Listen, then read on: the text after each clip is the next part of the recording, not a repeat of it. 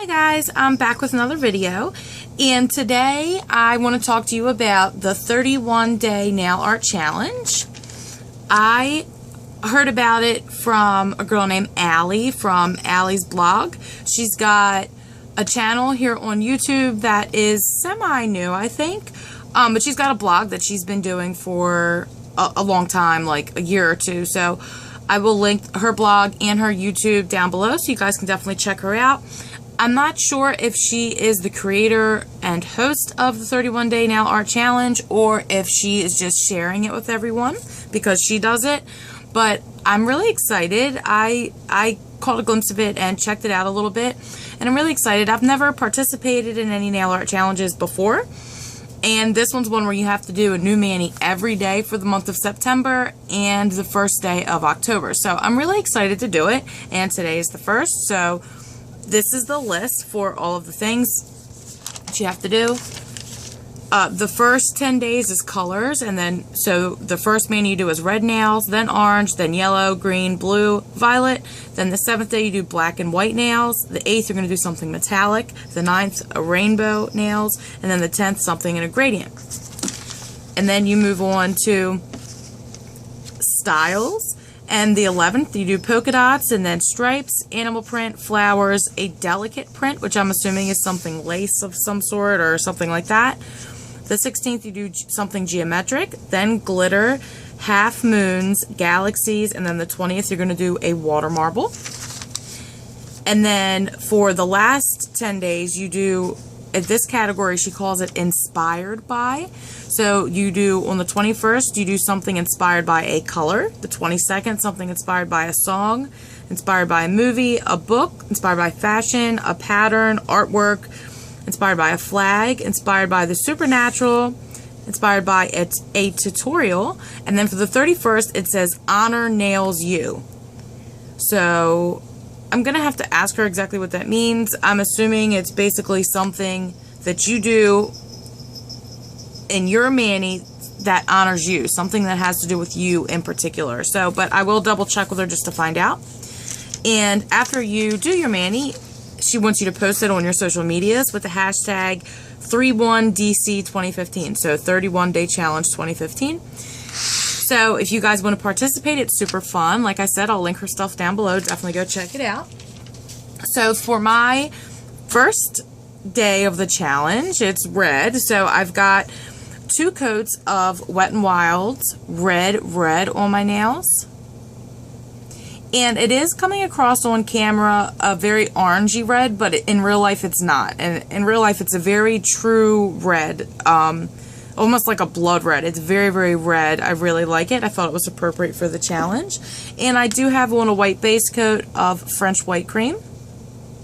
And even with the base coat, it still takes 2 coats of the red for it to really be completely opaque. So I am going to do some stamping and stuff over this, so let me go ahead and get everything out and I'll meet you back to do the design. Okay, so for this mani I'm going to be using 2 different plates from Uber Chic. I'm going to be using plate 4-01, so this is the set 4, the first plate is set 4. I'm going to be using part of this image right here. I'm going to put that off to the side because we're going to use that next. And I'm going to be using plate 1-02, so this is the first set, plate 2. I'm going to be using this image right here and this image right here. And I'm going to be using the double process stamping technique. I'm actually going to turn my plate upside down just to make it a little easier for myself. Actually, I'm going to do it like this to keep the glare, otherwise the glare is going to be shining right at you guys. So, okay, I'm going to be using number 2 black from Mundo de Uñas. And I'm going to be using number 8 green, also from Mundo de Uñas. And I'm going to be using my marshmallow stamper from Moyu London. And I'm just going to be using my Creative Shop scraper. Give the plate a quick once over just to make sure these images are clean. Okay. And then for the double process stamping, I like to put the polish on both images before I scrape because it makes it a little easier for me. And I apologize about all the background noise you're hearing. There's herds of buffalo running through my kitchen at the moment, apparently. So, the black is going to be the background of the roses, and then you're going to see the red shining through. Okay, so I'm going to scrape the green first. Then I'm going to scrape the black. I'm going to pick up the green and then try to line it up and pick up over the black. There you go. And then I'm going to try to line that up on my ring finger. Oh, push the stamper in there. I'm glad I got my stamp on. And there you go. See how you can see the leaves everywhere except for where the roses are? Isn't that super cool? I love that. Now I'm going to fix my stamper head, clean off my plate, and then I'll be right back to show you the other finger. Okay, so whenever I do the double process stamping, I always clean off my plate and my scraper in between to where I don't accidentally mix the two colors, because if you do, they'll kind of blend together and it will not give you the effect that you're looking for. So I'm just going to do the same thing. And you don't have to put the polish on both images, you know, beforehand. You could scrape your first image, then put polish on your second, scrape it, and then pick it up. But for me, I guess I just don't move fast enough and it doesn't work for me that way. I'm going to scrape the first image, then I'm going to scrape the second. Roll to pick up the first image, line it up, roll to pick up the second. There you go. And then I'm just going to line it up with my ring finger again. Smush it on. And there you go. Isn't that super awesome, you guys? It still amazes me. I learned this months ago and I still think it's awesome. Okay.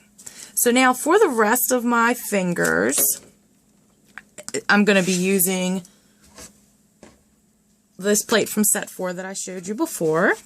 I'm using, it's plate 1 of set 4, and I'm going to be using this image right here, but I don't want this part. I only want to pick up this part if I can, and I'm going to pick that up and just put it at the bottom of each one, well, at the free edge of each one of my nails, to where it's sort of like a French tip sort of thingy. I guess would be the best way for me to explain it. So, and I'm just going to be using the black for this. And I'm going to try to put my polish only on this part of the image to where I don't have to clean anything off of my stamper head before applying it to my nail. Try to get it with 1 scrape. 2 just for good measure. There's my image. And I'm just going to kind of line it up and roll it on.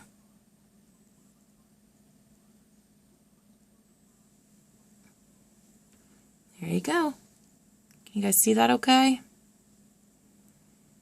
Isn't that pretty?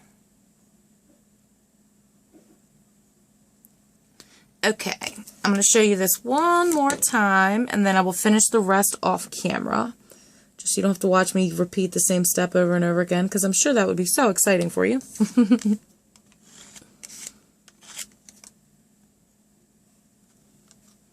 There's the image. I'm just going to do the same thing I did for my pointer finger.